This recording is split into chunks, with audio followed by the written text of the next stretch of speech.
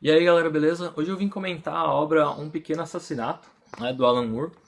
Uma HQ bem bacana, né, que ele escreveu nos anos 90, né, acho que em 91, e que demorou bastante para ser publicada aqui no Brasil, apesar de ter ganhado até alguns prêmios já, sobre melhor graphic novel do ano, alguma coisa assim.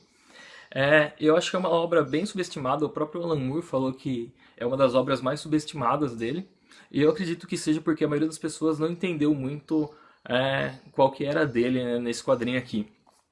É uma história supostamente sobre um cara, um publicitário de meia idade, que está tendo uma crise, né, ao se enfrentar com o passado dele, que seria, o publicitário seria esse cara aqui, e o representante do passado dele, né, na versão dele criança, seria esse garoto aqui da capa. Então é meio que um cara, né, falando sobre as memórias dele, tentando ter ideia para um refrigerante que ele está escrevendo, sobre o qual ele tem que fazer uma campanha. E E a maioria das pessoas interpreta como se fosse ele enfrentando o passado dele. Porque na época, né, o Alan Moore tinha acabado, né, de ir para os Estados Unidos e então eles fazem um paralelo, que é como se ele tivesse tendo sucesso na carreira, mas não estava tão feliz com isso, né, querendo voltar ao passado, se sentindo melhor na Inglaterra, alguma coisa do gênero. Eu acho que a obra não se trata muito disso, por isso que eu resolvi fazer esse vídeo explicando. A maioria das pessoas e dos reviews que eu li a respeito da HQ, eles focam muito nisso, né, de passado, mas, porra, chama um pequeno assassinato. É meio estranho se não tiver um assassinato na história, né? E a gente tá falando aqui do Alan Moore no auge, né? De quando ele tinha acabado de escrever o Watchmen, né? Ele tinha acabado de sair ali da Piada Mortal e só tava fazendo um quadrinho foda. Eu acho que um cara confrontando o passado dele, sendo assombrado por um garoto que sai correndo, é pouco. Ainda que a gente considere uma outra parte sobre aborto da história, eu acho que ainda é pouco, ainda não é Alan Moore. Então eu tenho uma teoria diferente sobre essa história, tenho uma interpretação minha que eu gostaria de compartilhar com vocês sei lá, pra gente poder discutir mesmo. Eu não conheço ninguém pessoalmente que tenha lido HQ, então se você leu, deixa seu comentário aí se você concorda, discorda. Eu interpretei desse jeito porque, cara, é Alan Moore. O cara é foda, ele tava no auge aqui. Acho muito estranho que ele tenha escrito uma historinha boba sobre passado. É um cara, né, sendo assombrado aí pelo passado, pela versão dele passado, de criança. Acho que seria muito pouco pra ele. Inclusive, a primeira vez que eu li, eu falei, nossa, mas só isso? Sério? Mas aí eu comecei a ler de novo, prestar atenção em alguns detalhes que eu vou compartilhar depois, né, folheando a revista. E eu acredito que a história fique bem melhor a partir dessa nova interpretação. Bom, supostamente a história então é sobre esse cara, né, esse publicitário, que está pensando no que fazer sobre um anúncio desse refrigerante de laranja aqui da capa, enquanto a versão criança dele gosta muito mais do concorrente, né, que é um refrigerante de cola. E a gente tem ele lembrando aí, né, dos pais, das namoradas que não deram certo, de uma namorada que ele teve uma vez que ele acabou não querendo muito assumir a criança, deixou meio que a escolha dela, a escolha na mão dela, e ela acabou abortando. Então tem gente que acha que o pequeno assassinato poderia se referir até, né, a essa opção do aborto. Eu acho que o que aconteceu na verdade na história foi que ele foi estuprado pelo pai quando criança e acaba voltando depois quando jovem para a cidade dos pais, né, da onde ele tinha fugido quando ele era criança, e atropela o pai dele. Eu acho que esse seria o assassinato. Vou mostrar agora nas páginas, né, da HQ, folheando, da onde que eu tirei isso, né, da onde que saiu isso. A HQ é bem confusa porque ela se passa assim de trás para frente e com vários lugares diferentes, e você tem que ter em mente o tempo inteiro que nem sempre o Timothy vai ser ele mesmo. Às vezes vai ser ele, às vezes vai ser o pai dele. E isso tem a ver com as datas que o Alan Moore escreve, né, no começo dos capítulos. Ele deixa várias pistas escondidas assim, mas se você não prestar atenção, passa batido mesmo. Vamos dar uma olhada então nas páginas da HQ, que acho que fica mais fácil de entender. Bom, vamos dar uma olhada na HQ então. Ela é dividida em 4 partes, né? O primeiro capítulo, que se passa em Nova York, de 85 a 89. O segundo capítulo em Londres, né, de 79 a 85. O terceiro em Sheffield, de 64 a 79. E o quarto, que chama os prédios antigos de 54 a 64. A gente tem que ter isso em mente porque isso, primeiro, né, que não está aí de forma aleatória, e segundo que, tipo, nessa época, se o nosso personagem principal, a HQ foi publicado nos anos 90, aqui em 64, ele vai ter, então, 10 anos de idade, certo? Aqui é o começo da vida dele. E isso é importante porque, apesar de estar ele representado aqui na bicicleta, né, a hora que ele vai encontrar o garoto aqui na cena final, que é quando as pessoas acham que ele está confrontando o passado dele, mas eu acredito que seja o pai dele, né, confrontando ele, e o pai dele acaba estuprando ele ali. A gente tem que levar essas datas, né, em consideração, que um cara de 30 anos, né, um publicitário aí que está tendo sucesso, começo do sucesso da carreira dele, teria aí a idade, né, de 10 anos, então ele seria realmente o garoto, né, nesse capítulo aqui. Tem várias outras pistas, né, que o Alan Moore deixa explicando isso, mas tudo começa com a explicação de um sonho que ele tem aqui no começo. Os desenhos do Oscar Zarate, né, que é um argentino, eles não me agradam muito, eu acho que eles inclusive não ajudam tanto a gente a entender a história. Mas beleza, aqui então no primeiro capítulo a gente tem essa cena de sonho, né, que é até em preto e branco, né, para a gente poder prestar atenção mais na história, né, e menos no desenho. Nessa cena de sonho, então, né, que eu tinha comentado, começa assim, né, com o Timothy dormindo, aí de repente o desenho começa a ficar preto e branco. E aí ele fala aqui, né, no balão, estava tão longe que não podia fazer nada, não podia avisar. O raio, e então um deles caiu, um deles estava morto. Eu não sabia o que ia acontecer, só reparei neles e me perguntei quem eram. Ou seja, nem sempre você vai saber aqui quem é quem. Né? Quem eram? Fazendeiro e ajudante, pedófilo e vítima, pai e filho. Ou seja, às vezes o pai dele vai se confundir com a representação dele e ele vai ser ele criança. Não tem por que o Alan Moore escrever aqui pedófilo e vítima à toa. Ele inclusive tinha escrito várias obras ali onde ele citava o estupro, como em Watchmen, Piada Imortal. Várias das coisas que ele estava escrevendo nessa época faziam referência a estupro. Então eu acho que, mais uma vez, aqui ele está falando disso. Tinha alguém observando, isso era terrível e tal. Um deles caiu, um deles estava morto. E eu não conseguia ver se era o homem ou o menino. Ou seja, aqui já fica confuso, já fica meio onírico. Se a hora que ele está vendo essas memórias de longe, ele está vendo ele ou o pai dele. Bom, aí beleza. Com a cena aí do sonho em mente, você vem aqui para o primeiro capítulo, que era quando ele tinha 10 anos de idade. E a gente tem, representado como ele, um cara de bicicleta, né, que pega e vai encontrar, né, o passado dele ali dentro de um buraco e acaba confrontando ali, né, o garoto, que seriam ali talvez as memórias dele do passado. O problema é que nessa época ele tinha 10 anos e o pai dele fala que ele sempre andou de bicicleta até 1975, em outra parte da HQ que eu vou ler depois. Como o capítulo aqui acaba em 64, não é ele que está andando de bicicleta, é o pai dele. E aí aqui, na cena do buraco, quando eles se enfrentam, a gente tem então ele se enfrentando, né, com o garoto enquanto ele tem a ideia ali pro comercial de refrigerante.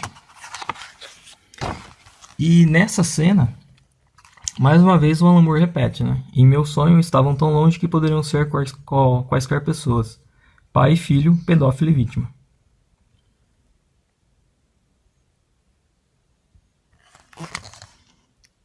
Aconteceu e eu estava muito longe, ou seja, é uma memória que ele reprimiu.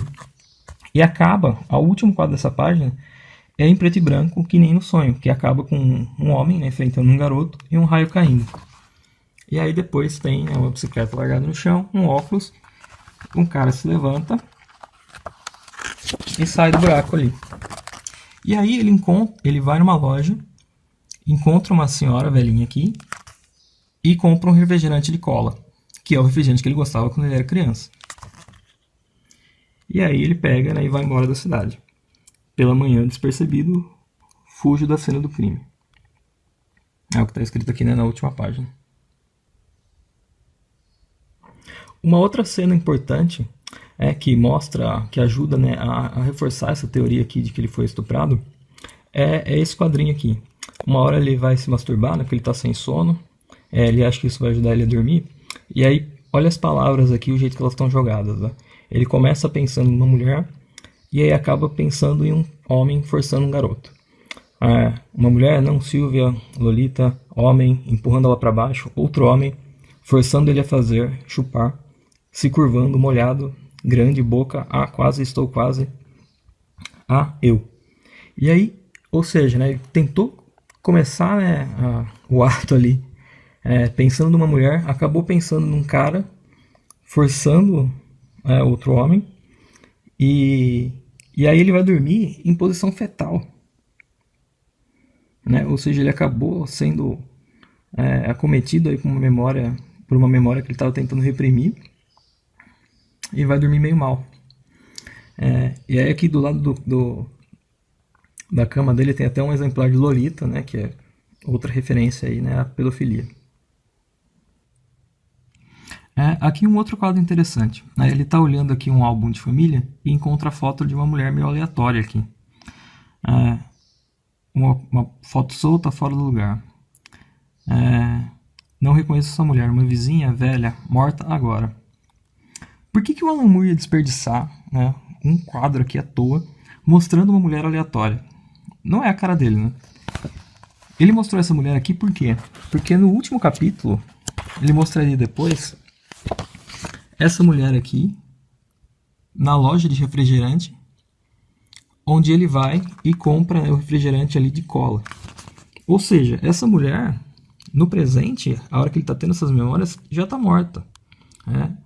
Então essa cena aqui, a hora que a gente está vendo ele representado como um adulto, na verdade é a criança, que teve a cena ali horrível com o pai dele, comprou um refrigerante e foi embora.